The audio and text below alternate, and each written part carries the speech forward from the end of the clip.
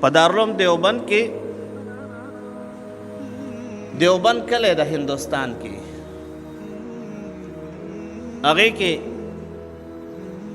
دیوبند کې به یو بابا اوسېدو بابا او هغه به د سرګړي کار کولو سرګړی نه ده هغه به ریبدلو دوره دی او هغه به بازار کې خرڅولو ډېر خلک ګیاګانې ریبي او بیا خرڅوي خو لیکن په میاشت کې به یو ځل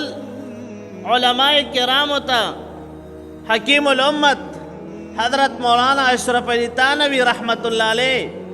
او دا لوی لوی اکابر به راوغوښتل او هغې ته به وي حضرت زه تاسو له دعوت کوم هغه به د 100 روپو سرګړی خرڅولو د اتانې سرګړی به خرڅولو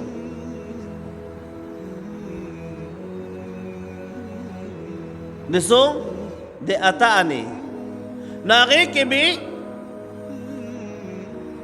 د الله پاک جل جلاله په مبارک نوم باندې ورکل او څه به ځان له جمع کې چې هغه پیسې به جمع کړي نو میاشته کې به بیا علماء کرامو ته دعوت کولو نو یو ځل ورته یو ځل رستو شو دعوت کې حکیم الامت مولانا اشرف علي تانوي رحمت الله علیه دومره مالدارو علماء کرام فرمایي تقریبا 1400 کورونه د هغه په کرایه خلکو سره وو دومره مالدار وو 1400 کور یې تا شته اتا په ورمړو کې چا شته اتا په ډېرو علاقو کې چا 1400 کورونه نشته لیکن حکیم الامت مولانا اشرف علي تانوي رحمت الله علیه به ورته وفرمایل وی بابا ګوره دعوت نه خبر نه شو چا ورته ووی حضرت تاسو خو دومره مالدار یئ او تاسو دی بابا ته چې هغه سرګړی خرڅوي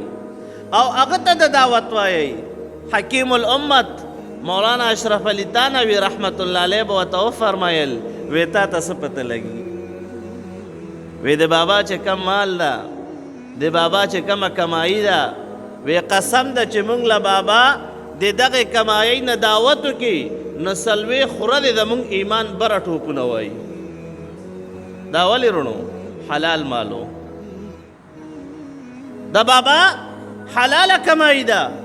وی موږ له چې بابا دعوت وکړي او موږ د بابا دعوت وخورو وی زموږ ایمان بره ټوپونه وایي قسم ده د حلال مال هغه به عبادت نه پته لګي سړی به وایي چې زه په سجده کې پروت وی بس الله پاک ته معافي وکړي دو تو سجده کې تنګي وګورئ سړی وایي چې د به تراویحو کې ولاړم او زما او ستاسو حالت ده